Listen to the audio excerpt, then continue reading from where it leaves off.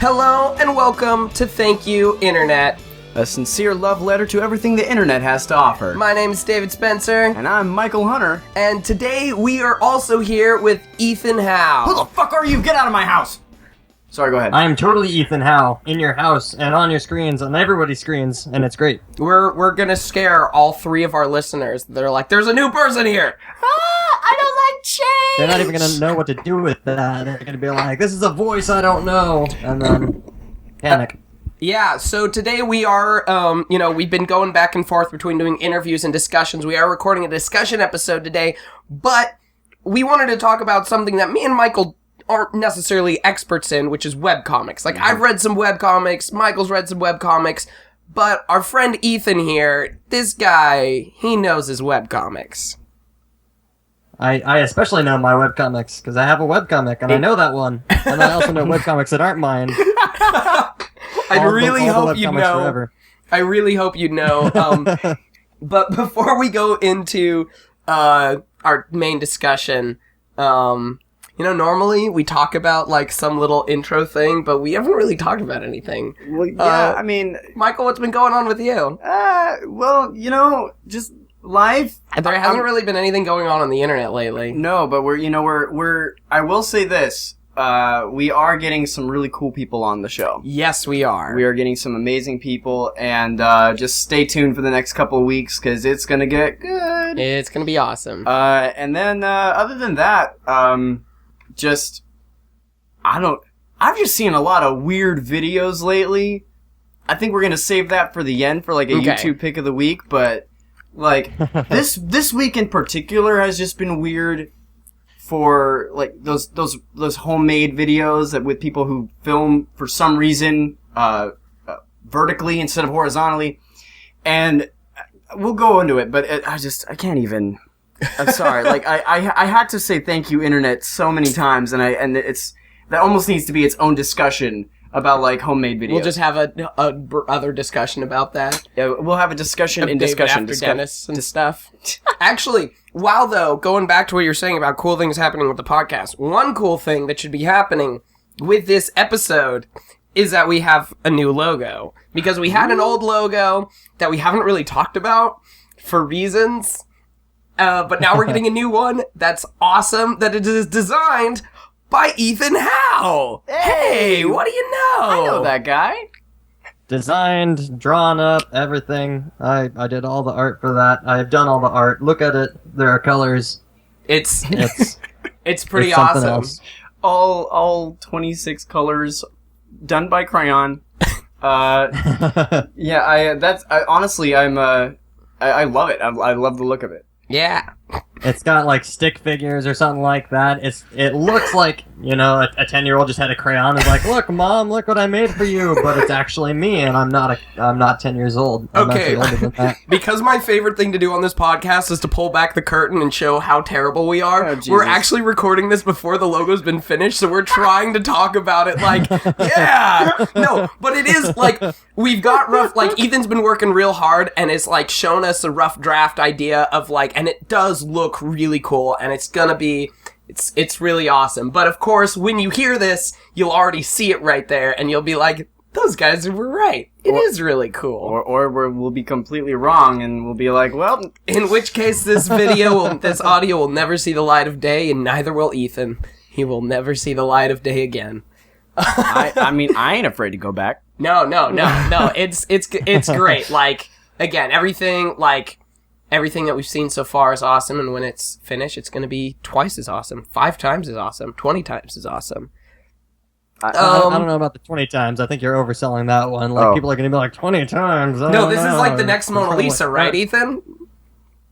I'm just going to take the actual Mona Lisa and then put my name at the bottom. And maybe, like, I'll draw a mustache, and then I'll be like, it's the next Mona Lisa! And they're like, it's the same Mona Lisa! Like the initials, and then I'll just start crying and run out of the room. The initials TYI are just, like, somewhere in there, and be like, yeah, there's your logo, go ahead. Nice. I'll be like, you can't blame me. My name is David Spencer. Michael Hunter. I have both names at once. You'll never find me again. at this website also. And then, did he just say that he stole our identity? Apparently. He stole our identity? Okay. He's gonna have a lot to deal with. Well, I mean, if he stole my identity, he's gonna have to deal with, like, this obsession for movies that nobody's ever heard of. And the Star Wars card game, whatever. That's what means when you steal your identity, right? Yeah, you steal all the likenesses. Yeah, everything. I apologize, I'm actually stealing this joke from XKCD, where I steal most of my jokes. Speaking of webcomics! Oh. Like my segue there? My stomach. Oh, that was just... Oh... I what couldn't a even transition! tell we were changing subjects. I was just like, jolted. Yeah, Mona Lisa webcomics. It just seemed like the next progression. You know? Wait, Michael's not ready to move on yet. No, before we move on, we should at least let Ethan talk about himself here. Yeah, because no one knows who he is. That's true. Well, we know who he is. Well, touche, but I'm just saying, like a lot of people. That's true. No, that's true. So let's Ethan, bring him in.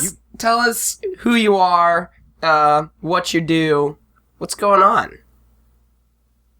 You guys actually don't know me. You knew who I was in the past. You see how I did that? Oh. So yes, my name is Ethan Howe. I'm a digital artist going on only a few years now. I've done a few pieces for people's websites and things like that. As you can tell, since we're in the future, looking at the piece I've done for your website. I have a webcomic, which is entitled Darkness Imagined, and I'm also trying to get into voice acting, as it turns out. So there's all kinds of fun stuff going on with me, I suppose. Or at least I dress it up to make it sound fun, you know, for like girls at the bar or something like that. But then they actually get to know me and they're like, "Wait a minute, you're just like drawing. That's crayons. What do you think you're doing?" And then it doesn't work out. And now we have the definition. That is the definition of everybody in the entertainment industry, or everybody in general. Yeah. Just artists. We really dress it up. It's what I learned for the biz, as we call it. You know, you really dress it up. But then when they actually get to know you, you're like, oh crap, yep, I've got a crayon. I'm sorry. One of these crayons is in my mouth. I'm sorry. People who look successful but then are just artists. And then we'll bring it up at the end as well. But in case somebody wants to like pause this and quick look up what you have going on now, do you have a link to a website for your webcomic or? I do have a website. It's not fully finished right now, so I'm kind of shying away from actually, you know, giving out the website, but I am on DeviantArt and Facebook and Twitter. If anybody just Googles Darkness Imagined, my webcomic should be at least the first 4 entries. At one point, it was 4 of the first 5 with Darkness by Imagine Dragons, the song, like music video, was like number 3 on the list. So I don't know where that's at now. I might have the top 4 again. So, awesome. Yeah, if you just Google Darkness Imagined, I'm right there. I'm the first several. So. Awesome. Well, let's go ahead and jump into our discussion here of webcomics, because it is really cool. Like, it is a really cool medium, and it's an opportunity for, like anything on the internet, it's an opportunity for anybody to practice their craft and get it to an audience that would not have had the opportunity to do so before. And so, you know, people who would be a comic artist but wouldn't have the opportunity to be in newspapers or the traditional ways has a way to show their work and to gain an audience. And like, it's provided some really, really unique takes, on the medium. So, Ethan, from your perspective, from what you've seen, what are some of the ways that makes webcomics unique from other forms of comics? Oh, man. Well, firstly, with traditional comics, you know, comic books and a lot of graphic novels, I think the webcomic is also a really great way for people to be able to draw penises without anyone really saying anything about it. That's actually been that's kind of a big thing with some of the people, but no, I mean it is really cool, and there's nothing. Well, I mean there's a lot of things that are very unique, and webcomics is certainly a hugely unique area of art and the entertainment area. You know, there's just so many people with so many different web styles and points of view. And, you know, traditional comic books are like, oh, you know, you have to make this seem very realistic and it has to be drawn perfectly and, oh, it has to be, you know, absolutely great. But with a lot of webcomics, you know, people can do stick figures or literally draw it with a crayon and people will just say, "Hey, that's awesome, good job. You're getting your medium out there. You know, you're getting your story and everything out there, and it's really cool." And I absolutely love that about webcomics. That was what really drew me in. Was just how unique everything was. There's no two webcomics that are the same. Yeah. That's been really neat. Oh, were you saying something? I was gonna say, like, I've never, I mean, because I like to collect comics, like comic book comics, growing up. And honestly, I have never seen somebody so hyped for a new installment of a webcomic than I have seen for a normal comic book. Mm-hmm. Like, it's almost ludicrous. Like, I remember, because I heavily read Boxer Hockey, that webcomic. That's a great one. Oh, it's fantastic. And every time a new installment would come out, regardless of how long it took for him to do that, I was just like, yeah! And all of my friends were like, dude! And it was like, we got more excited than, I don't know, like the newest edition of Scott Pilgrim, you know? Like, we don't know why. It feels like there's a little bit more heart into some of those than some comic books sometimes. Yeah, I mean, it's not... I think... Oh, go ahead. Oh, yeah. Oh, I was just saying, I think that part of that has to do with, how accessible everything on the internet is. I mean, the people that do the comic books, if you want to talk to them, you have to get the publishing, and you have to, mail them a letter or something like that, or maybe there's an email or something. But with the internet, I mean, they're right there. You can post your comment on their website, and they read it, and then a lot of them reply back. I mean, they're very relaxed with, webcomics. We just do it. We do it for fun. I draw a webcomic because I like drawing a webcomic. So, I mean, you're not going to have all these people that are like, oh, yeah, that's right, I do a comic, yeah, I'm way above you guys. All the comic artists that I've interacted with, and I've made friends with several prominent webcomic artists, and just talking to them and hanging out with them, I mean, they're so down to earth and real with you. A lot of that, I think you can see in the webcomic and when you try to interact with them, and I think that really helps. Your attachment to the comic itself is just how personable the artists are with their readers and things, and I think that really helps. Well, yeah, and I think you've also got a thing of, like, there's not as much of a industry behind it, in the sense that you don't have to deal with the publishers or there's different writers and different artists, and even indie comics, you still have, many more hands going into it than a webcomic can literally just be one guy, and some of them are a team of people, who want to get together and work on it together, but for most of them, it's just one guy doing his thing. This is my style of writing, this is my style of art, and it cuts down any of the, like, distance between the audience and the creator, because there's only one person that's right there, and it's, yeah.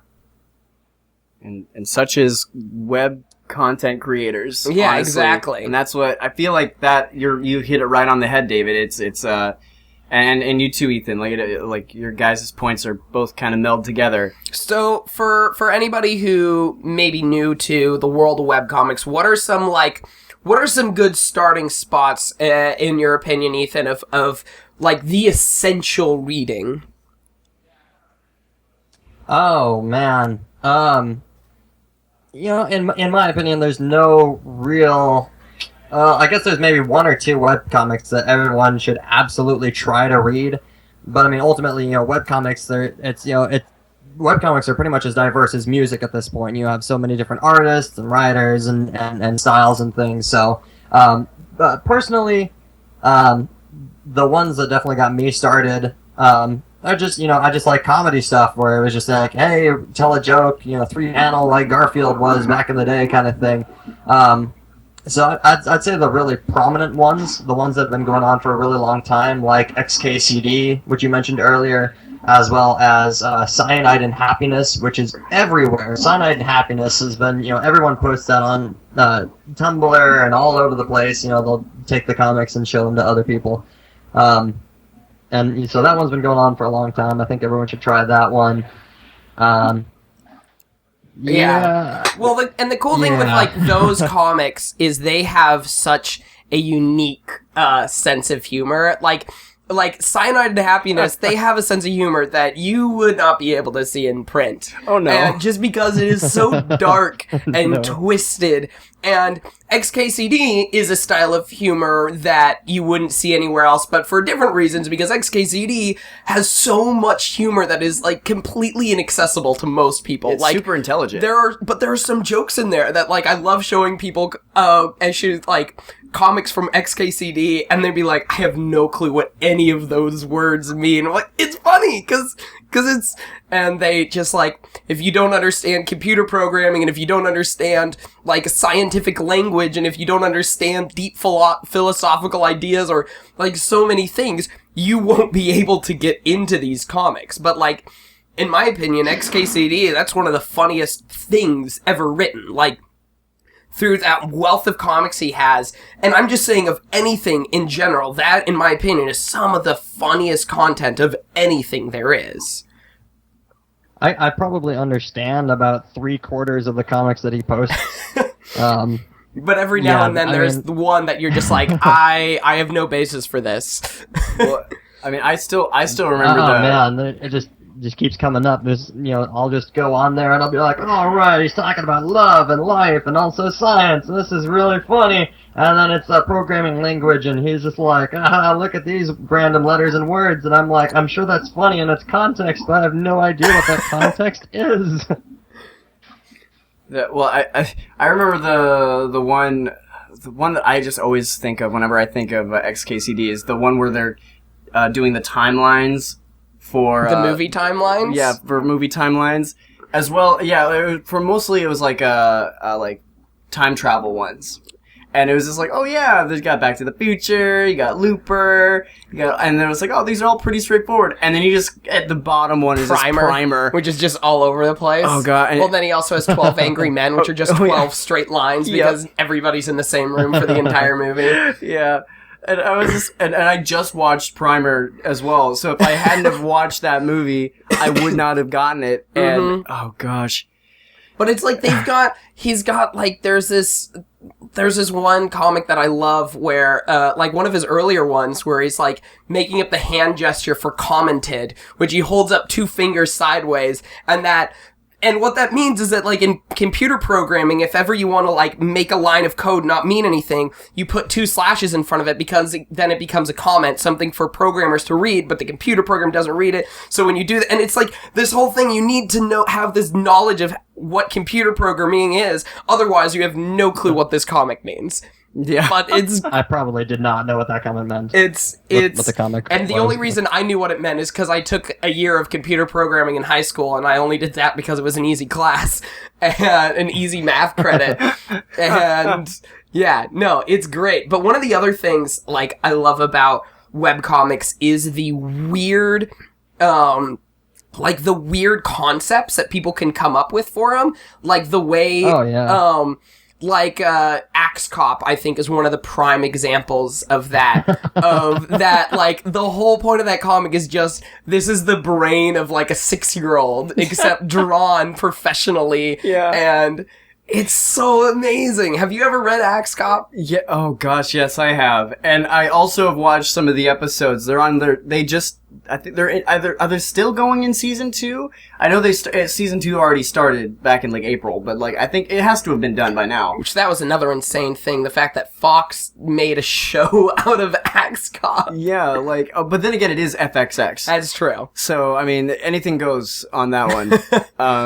But yeah, I mean, just the ideas behind Axe Cop, like just the whole concept for that comic in general is amazing, but then the comic itself, like, is so fantastic, just the level of humor and everything. You know what I just realized with webcomics is that because the reason why it's a lot more different than a straight up novel, like graphic novel, is that you really don't know where it's gonna go. Like in other mediums, like when you have a bunch of cooks in the kitchen, and they're all trying to produce this proper content, it dumbs itself down from taking risks. And so with something like Axe Cop, which you won't have any idea where it's going, there are no rules. There are, like, in 1 second, it's just like, oh yeah, he saved a baby. Next moment is like, oh yeah, there's a wish. And then just, the baby had a unicorn horn. And it's like, okay. And they're like, oh, and now he's a dinosaur. And it's like, oh, what? Okay, what the fuck just happened?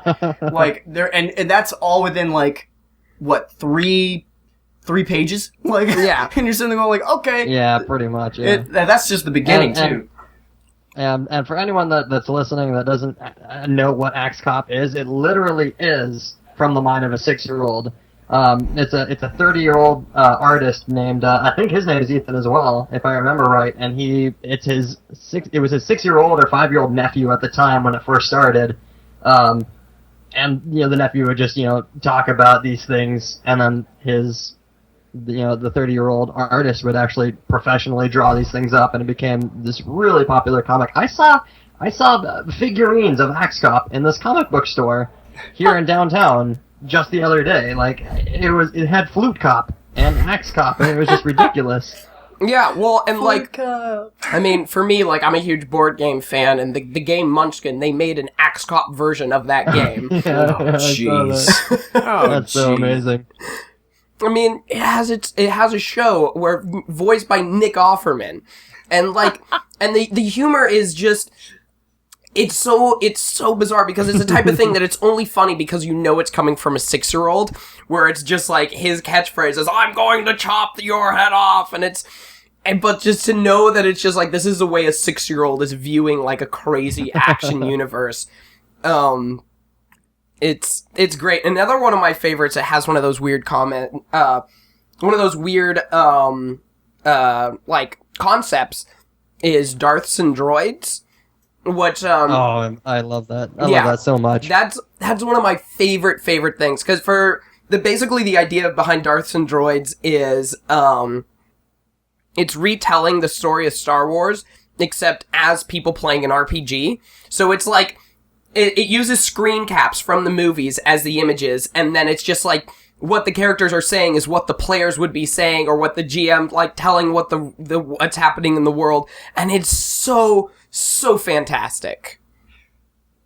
I don't even remember who told me about that one and when I started reading it, and I'm actually really excited. I think at one point it stopped or something. I haven't seen it recently, but with Star Wars Episode 7 coming out, I really hope that gets added into the Darths and Droids universe that he's got going on. Well, and the thing is with Darths and Droids is like they have like the cool thing they did with the story there is and I don't remember the name of the people who are, I know it's like a team of people who work on it. They changed the plot line slightly. They mix up with the rules, what the characters' motivations are, and they're able to still keep it into the, within the, like, it makes sense with the visuals, but it's like, they have this whole plot line about a peace moon that is like, ends up becoming the Death Star, and like, they had this whole plot line figured out for all 6 movies, and so that's something I'd be really curious about, is like, going into future movies and not knowing where the series goes, like, how they're still able to keep the comic going.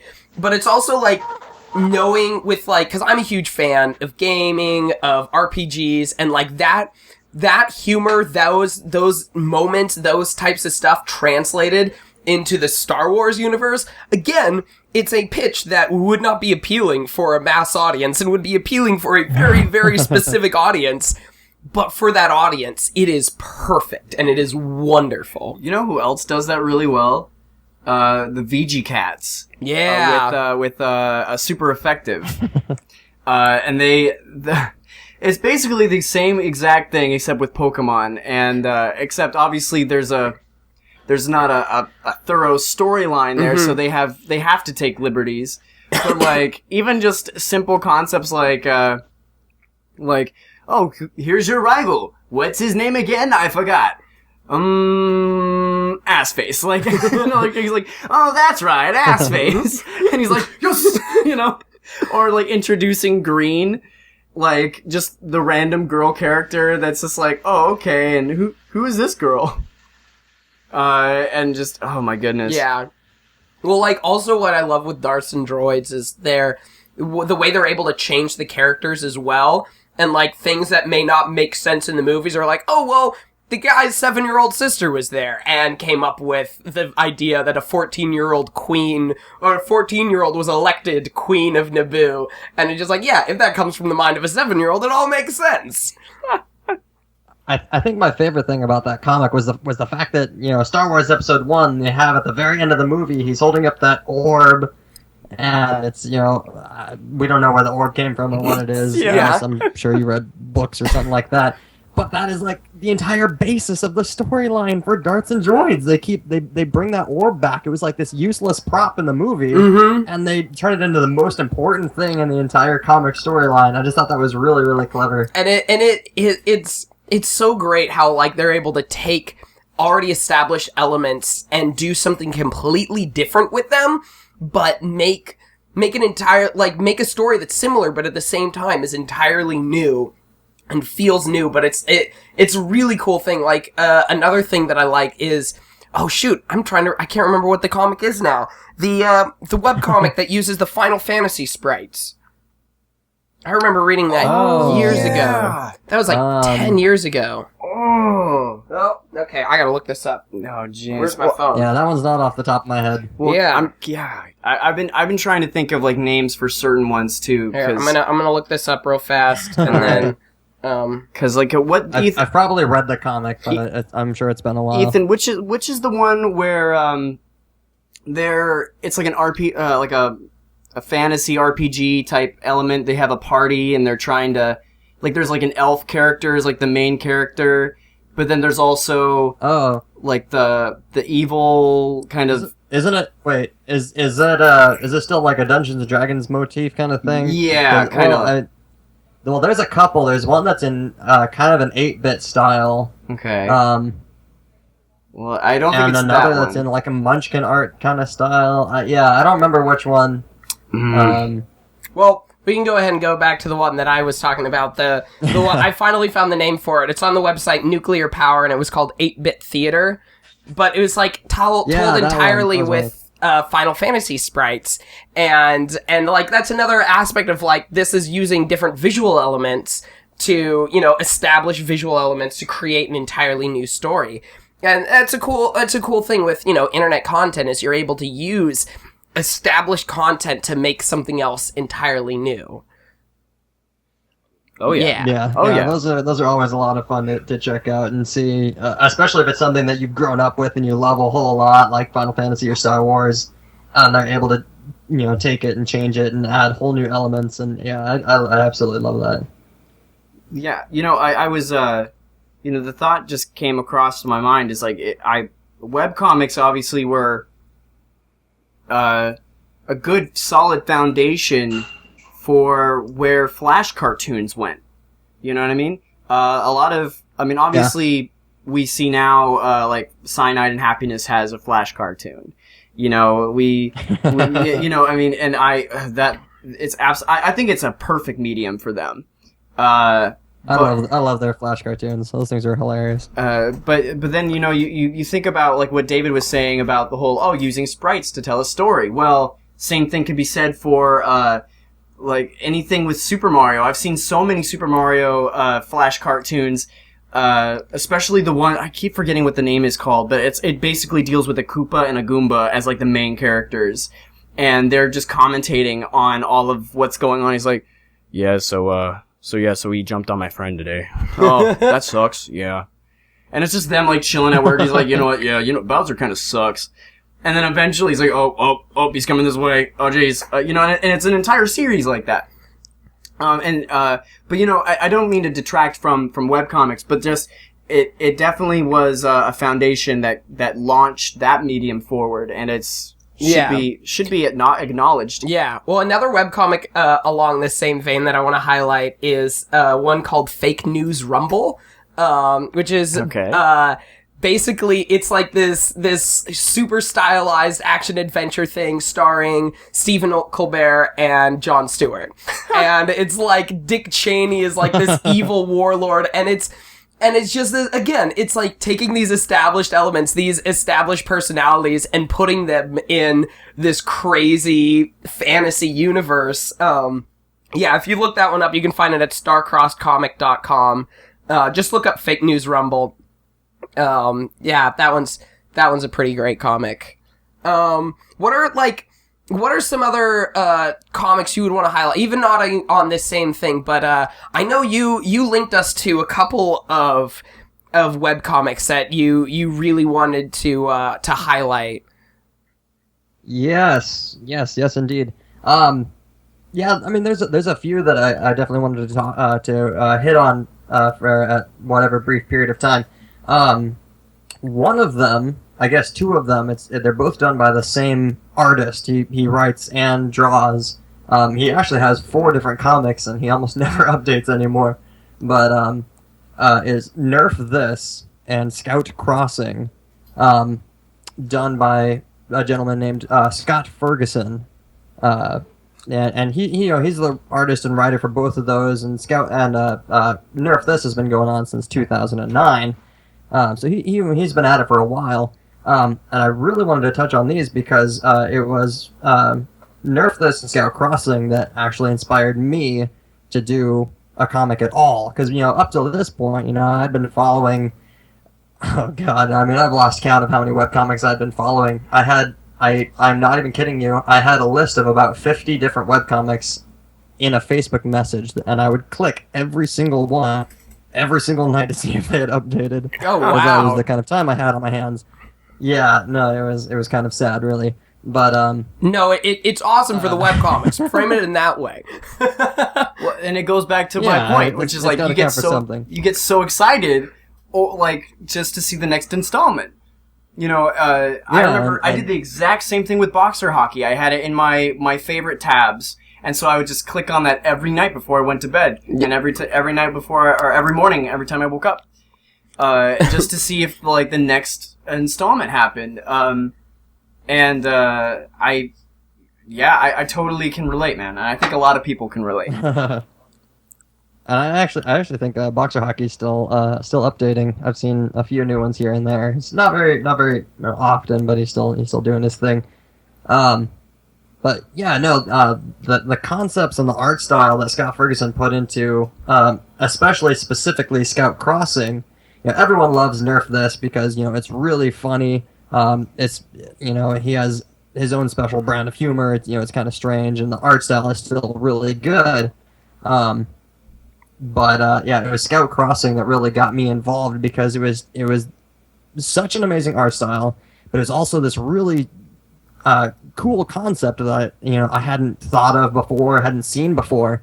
And essentially the comic storyline is people that have powers based off their tattoo sleeves, and I thought that was awesome because I love tattoo sleeves. And having magical powers seems like it would be fun as well. So you put them together and turn it into a comic with cool art, and I really started loving it. And Scott Ferguson, I haven't gotten to meet him in person, but he and I have talked a little bit online, and I think we're friends on Facebook. But it was actually, so yeah, that was what inspired me to learn art. And at that point, I was still living in Fairbanks, Alaska, reading these comics, and I was like, okay, I've got to learn art now. I need to art. I need to art. I must art. Where are my crayons? And so I moved from Fairbanks, Alaska to Washington, Kirkland, Washington, to learn art,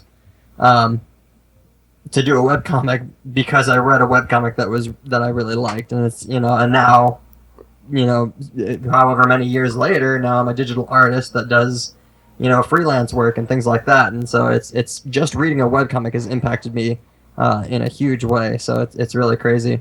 So that one I definitely wanted to touch up on. I don't remember quite which ones I actually. There was another one you linked me to.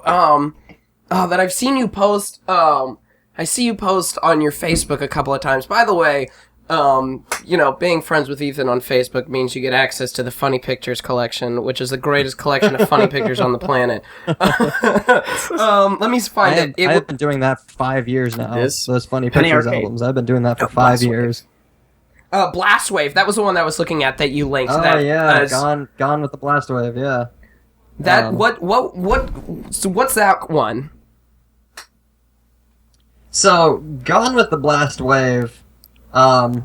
I posted that one specifically. The ones that I chose and linked to you guys were because they were very unique. They were very unique comics, or influential comics, you know. And so Gone with the Blast Wave just has this incredible art style that I am just blown away by every time I check the website for, you know, Gone with the Blast Wave.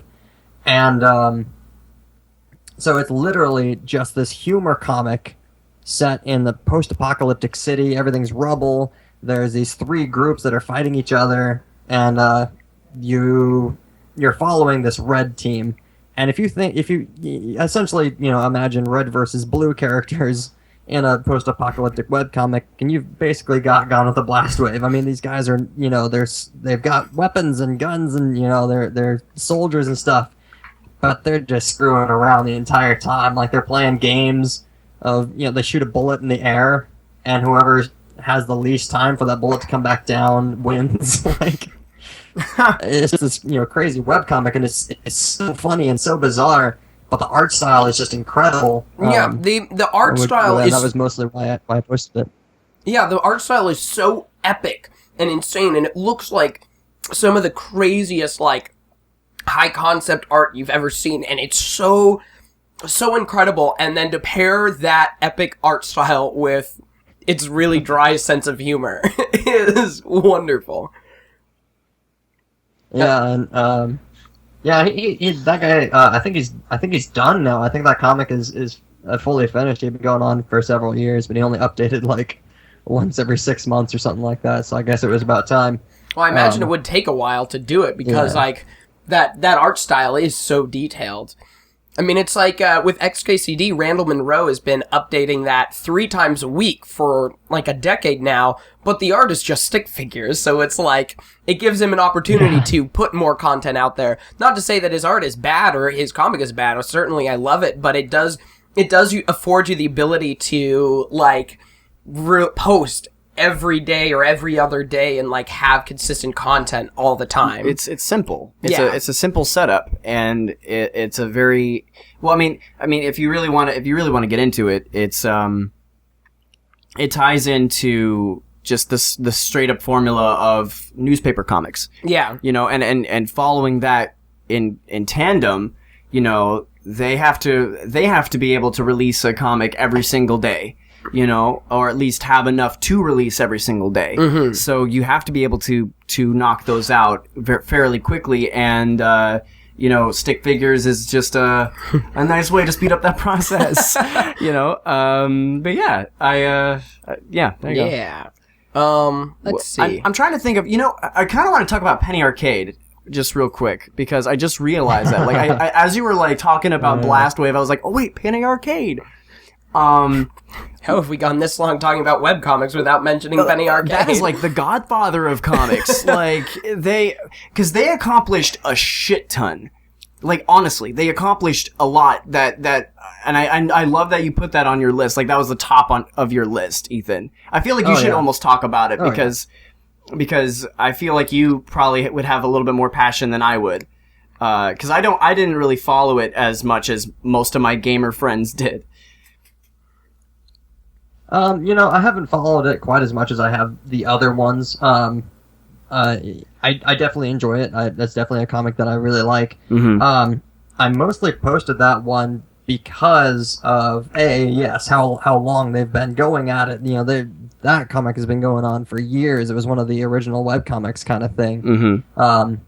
But also just the popularity that they have been able to achieve. Yeah. Through one of their hires, I believe they hired a gentleman that was able to make them go from just a webcomic taking donations to a corporation, pretty much. I mean, they started the PAX conventions. Mm-hmm. They have Penny Arcade Expo, West Coast and East Coast, and this just blows my mind. I mean, they draw pictures. They draw a comic, for God's sake. Go ahead, sorry. They've got a convention for video games. I mean, that just blows me away. They had a convention before YouTube had a convention. Let's just put that out there. And also they had a video game, a good video game too. Even they had 2 good video games before South Park had a good video game. I've only ever read like one or two things from Penny Arcade. Like it was never something. But I guess it's probably just because I'm not really much of a gamer.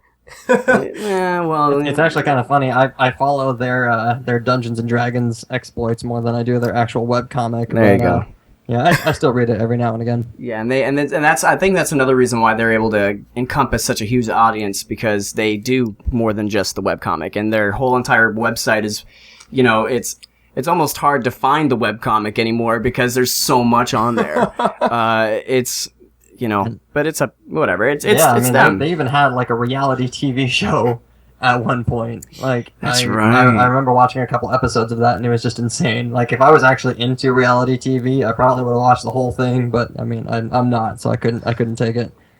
But it's I have no idea how they're able to achieve that level of fame and stardom, but I know it was through that gentleman that they hired, and they have, as from what I've heard, they have the interviews of that guy on their website when they were interviewing him for the job, and apparently it's really brilliant stuff. So maybe I'll need to watch that, and then I'll have my own convention. I feel like that's homework for all of us here. Yeah. No, Michael, I just realized something. Didn't you kind of have a webcomic going at one point in time? No. No? Oh, No, okay. of course, no, I didn't. Because I seem to recall in high school No, it was... pages of a comic on the internet. No, there was, no. that. I don't remember the internet part of that. I remember seeing some drawings, that's for sure. I remember things. No, there was. There was a website, and there was things on the website that may have been comics. It was more just an opportunity for all of our friends to actually be able to read it. Yeah, well, basically, because now we have to talk about it. The concept was Super Freshman. It was a nickname I was given back in high school. We all just to clarify for people who didn't put two and two together, David and I, as well as Ethan, all knew each other back in high school. So we all kind of have the same type of mentality when it comes to the internet and just our high school experience. But yeah, so my comic was literally drawn with pen. Didn't really try to put much effort into it. It was just a stupid superhero named Super Freshman who did not have any superpowers. He had a weird alien friend, and his life consisted of being the nuisance of every other super high schooler that was in the high school. And I think there was like Indiana Jones in there at one point, and like Super Bitch, who had the power of bitchiness. It was just, and whenever she would nag, she would just have like a wave of bitchiness that would flood the entire room. I think there was penguins at one point. I don't remember that part, but yeah. But maybe one day, because I actually finished the second book, David. Oh, really? I there was a time when I was like, you know what, I'm just gonna finish this because I never did, and sometimes it's good to take half a decade off and come back to it. Well, and here's the official announcement. This will be returning to the... Wait, can I say that? It's announced. It's announced. Super Freshman coming back 2016. I'll draw a rendition of Super Freshman, and it'll be part of your logo or something like he'll be holding it up or something. No, yeah, it'll, like, just draw me as Super Freshman. That's like the updated logo. Oh goodness! It's been a long time. I kind of forget how you looked in the comic. Dude, but I'm sure I forgot how he looked. Maybe something will come up. Apparently he had a mask, but somehow like it was like a goggle mask because it made his eyes blue, but like he was just wearing a mask, so that like it doesn't.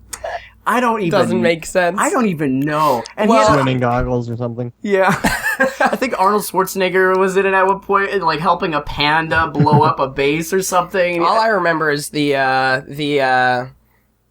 spiritual leader, like the spiritual mentor was a big sumo wrestler guy named Lord Saggy Tits. That's right. And he was just like, oh jeez. Anyways, high school humor. Sorry about that total derailment.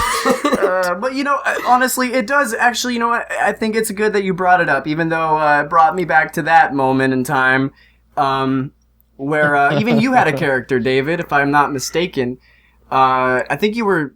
I was Invisalad. You were Invisalad, yeah. Because I'm invisible, because nobody paid attention to me. I mean, what? No, that's pretty much right, yeah. No, this whole podcast just turns into like a crying session. Yeah.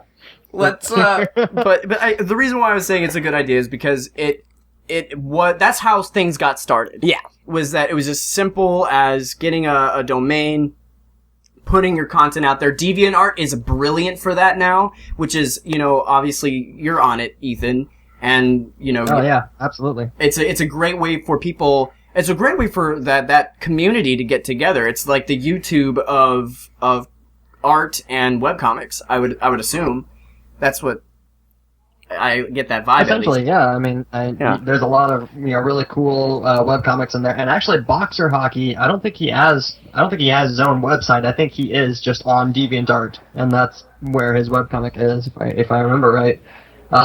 But yeah, no, I mean, there's DeviantArt, and there's actually several websites that have just a conglomeration of webcomics where you can just go and post a webcomic, and some of them are specifically for webcomics. I've made several friends in the webcomic industry, as it were, and one of them, a gentleman named Brian King, started a website called inkoutbreak.com, and that's all about just posting, your webcomic if you have one, or finding new webcomics, and it's if you choose a webcomic and you like it, you click the star for favorite webcomic or something like that, it'll actually post right below that webcomics that are like that comic, so you can find other comics that are like the ones that you read. So I thought that was really cool. So it's like the YouTube, Twitter. Minor plug there.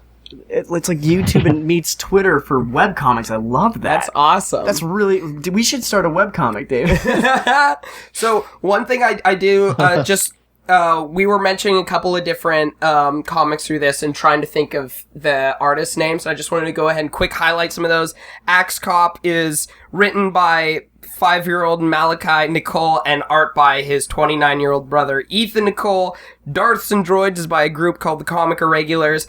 And Fake News Rumble, I forgot to mention that it's it's written and drawn by Paige Branson, who's a friend of the friend of the friend of the show.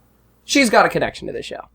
Hey! Now, before we really start closing off the discussion, though, Ethan, as somebody who is, you've got your comic starting, you're getting your stuff self-established. For other people who, like you, just saw webcomic, like, I want to do this. What have you found getting into, starting off in this industry, and what can you tell other people who would be interested in starting off as well in what advice could you give people? Oh man, there is no end of advice that I could give or link to. One of the biggest things that I think a lot of people run into, including myself, especially when I first started my webcomic, because I came up with the storyline. The storylines come out of nowhere. You really, you expound on them. You create this, these characters in this world, and then you go to draw it, and then just, it doesn't look how you want to, and you really get discouraged. And I'd actually stopped drawing for months. I'd stopped drawing. This webcomic that I'm doing, actually, Darkness Imagined, is not the original Darkness Imagined. There was another Darkness Imagined before it, and it just wasn't panning out, so I came up with a new storyline and just gave it... I already had the Facebook set up, so I just kept the name. So, I couldn't be bothered to change the name. So, yeah, I mean, if you're just starting out with webcomics one of the biggest things is just do not get discouraged.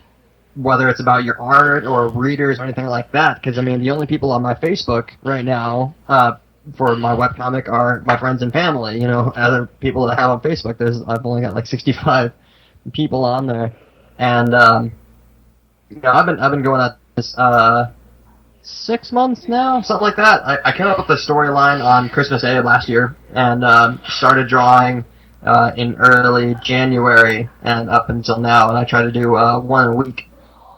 I'm a little bit behind right now, but Awesome. It can be kind of discouraging if you don't, because you start drawing and you have all these other webcomics that you have in mind, just like I said, I really look up to Scott Ferguson of Nerf This and Scott Crossing, and his art style is just amazing, and it blows me away every single time.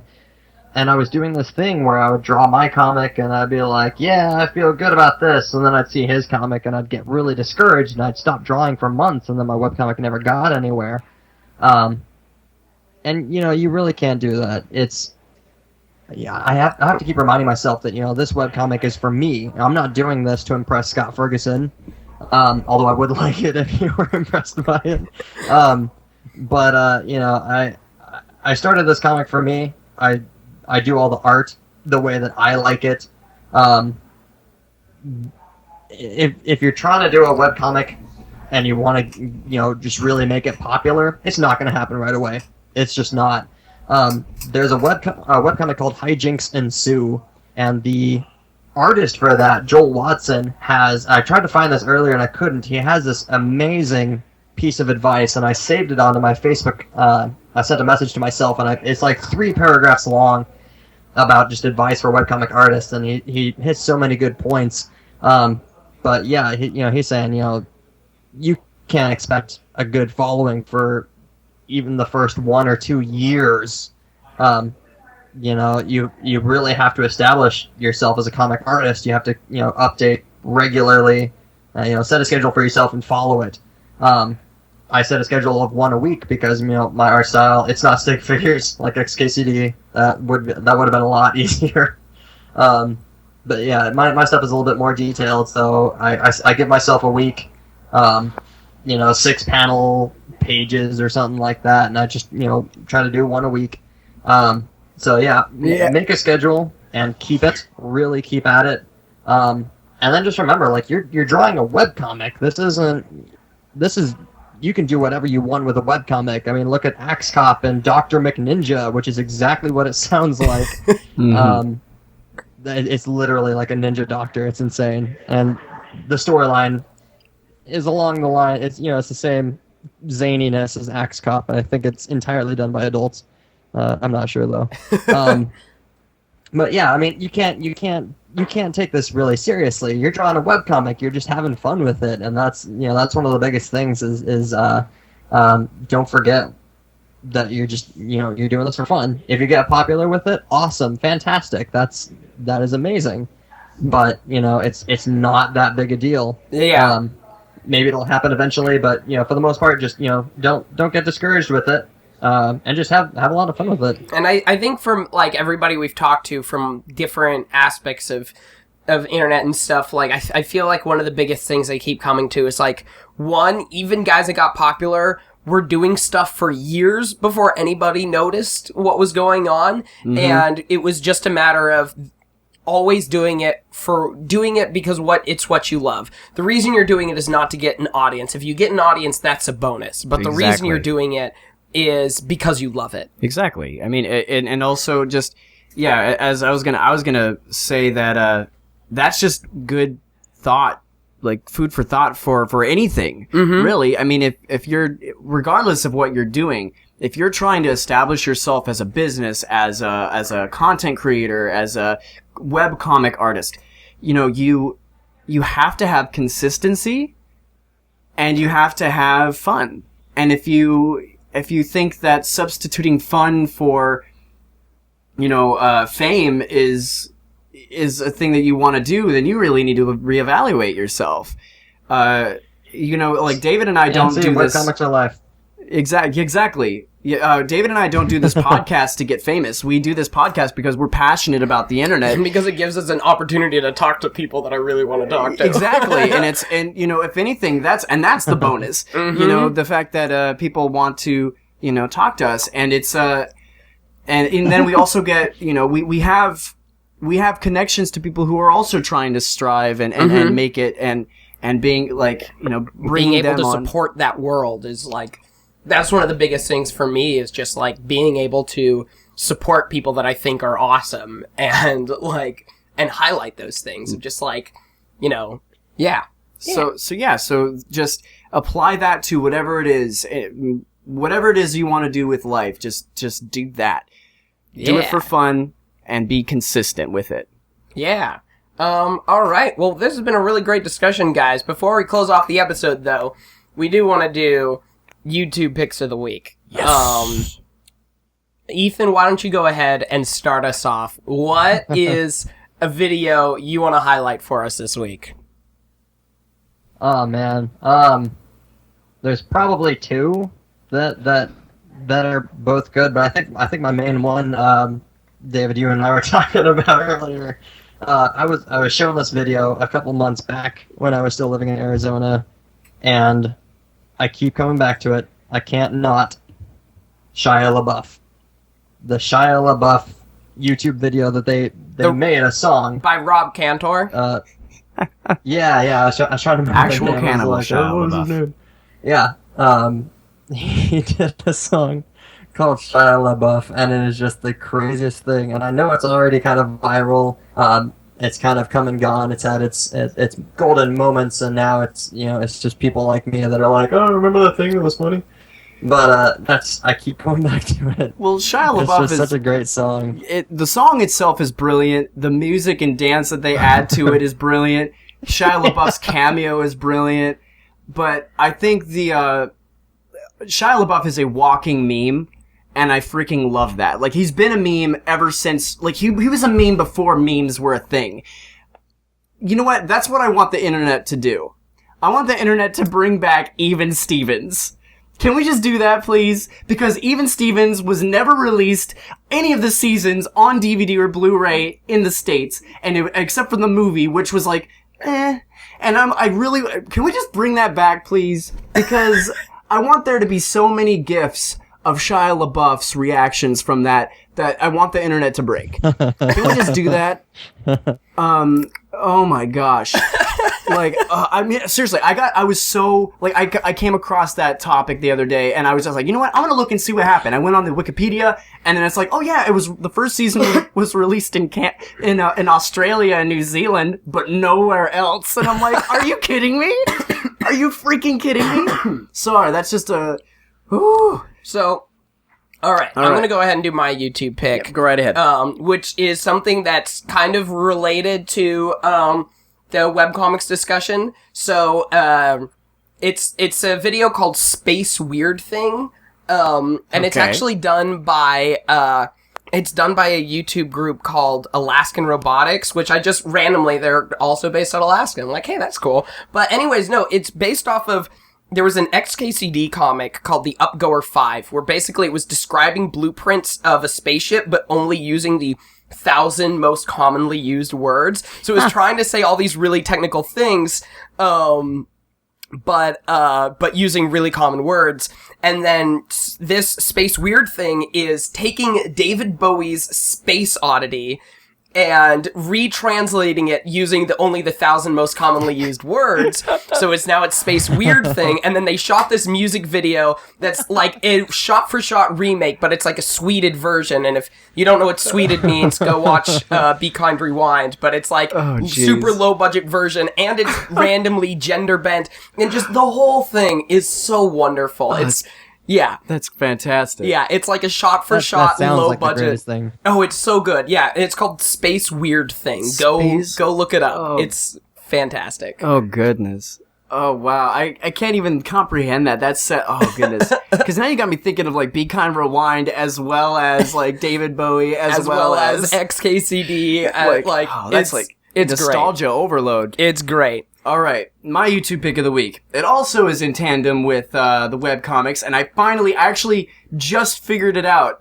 It was remember what I was asking you before, Ethan, about like that fantasy group that they're with the evil party member, and he just loved destroying things. Looking for Group. Yeah. That's what it was. Looking for Group. Looking for Group. Yes. Now, okay, so my YouTube pick of the week obviously is going to be one of the first times the guy actually animated their comic, basically, the Slaughter Your World, where it's that character doing a rendition of a part of your world, but instead it's like, I want to kill everything. So slaughter your world. And he's literally like destroying this entire village in the process, and it's beautiful. Watch it; it's hilarious. I haven't seen that in years. Right? But that's what this show's for: is bringing back things that you haven't seen for years. Looking for group. Oh my gosh, does that bring back memories? Right? That was actually one of the first comics that I ever really started reading. Same. It was Least I Could Do and Looking for Group, which are both the same people. The same artist and writer, and those were the first two that I ever really followed. And then from there, it just everything expanded. All the webcomics forever. That's fantastic. Yeah. All right. Anyways, this has been a great episode. Ethan, thank you so much for coming on.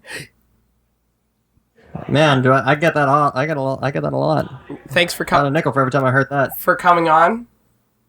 Yeah. Hey! Glad this isn't a family show. Oh, we're gonna put that explicit tag.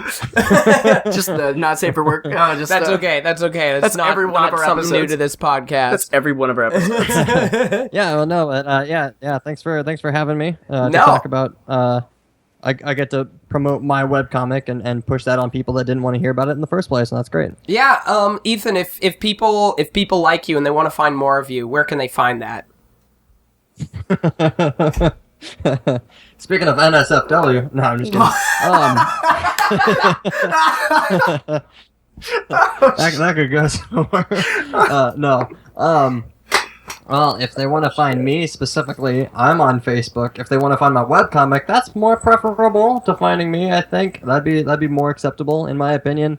And that's just, Facebook search for, or even just Googling Darkness Imagined, spelled exactly like it sounds.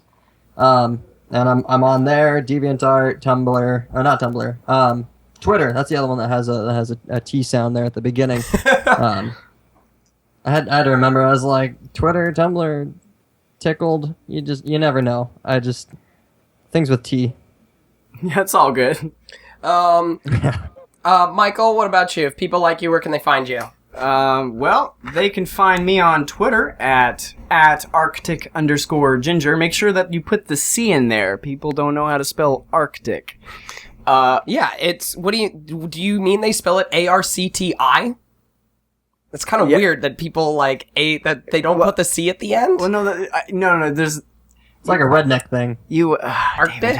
Arctic Ginger? That British thing where they remove the H at the beginning of words. Yeah.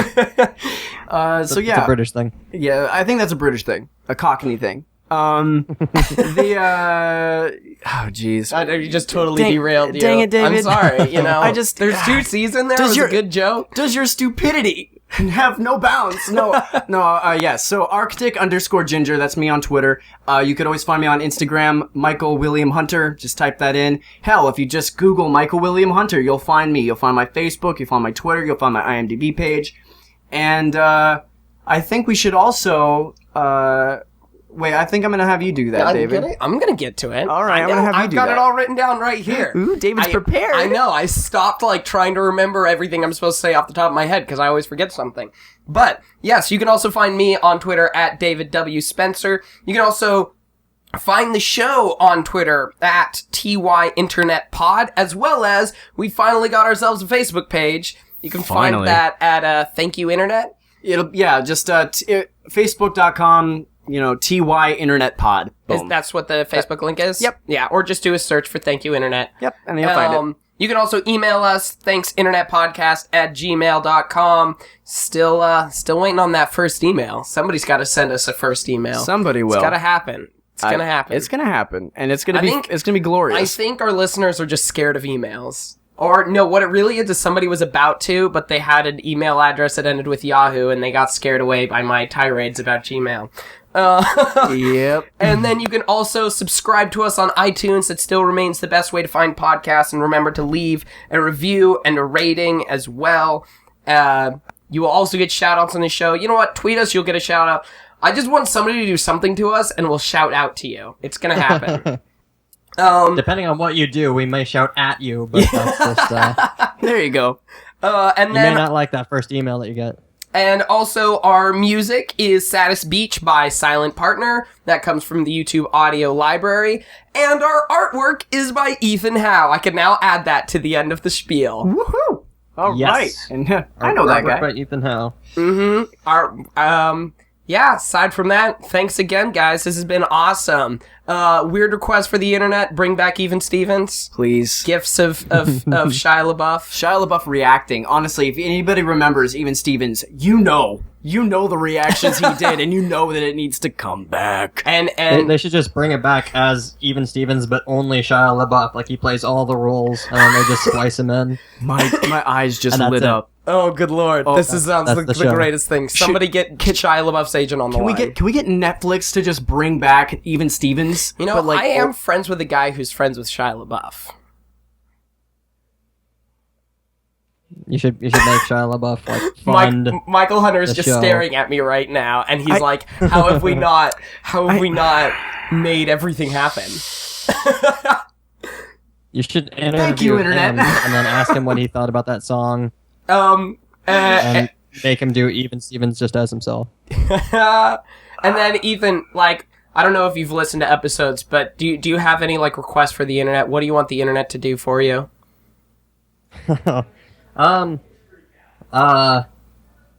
More cat videos, please. Even We more? can always use more cat videos. There's not enough. Even more. Never enough. There's never enough cat videos.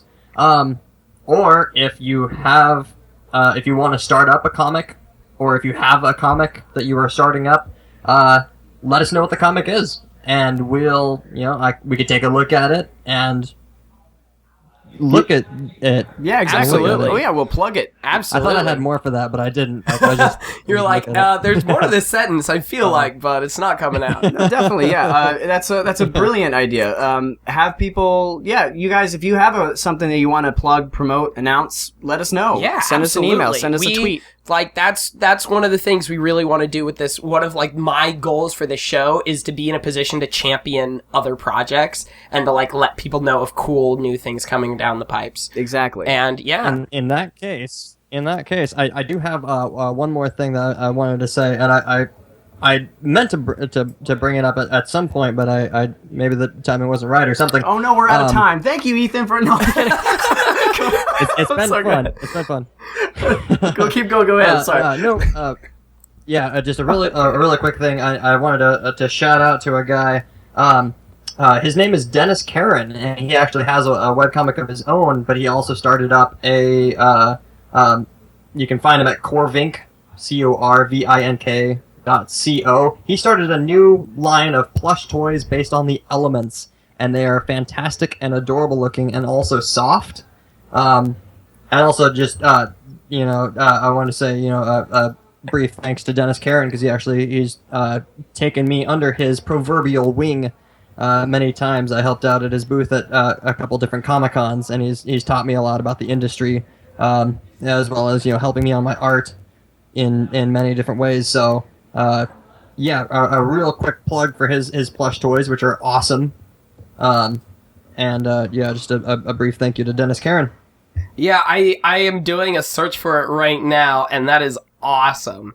These look so cool. Oh man, yeah, he's on YouTube, and he's been doing stuff for like his plush toys, and he at Comic-Cons he's taking pictures of them with people, or he did one where he was making faces, trying to like mirror the faces of the plush toys with someone else who also had a YouTube channel.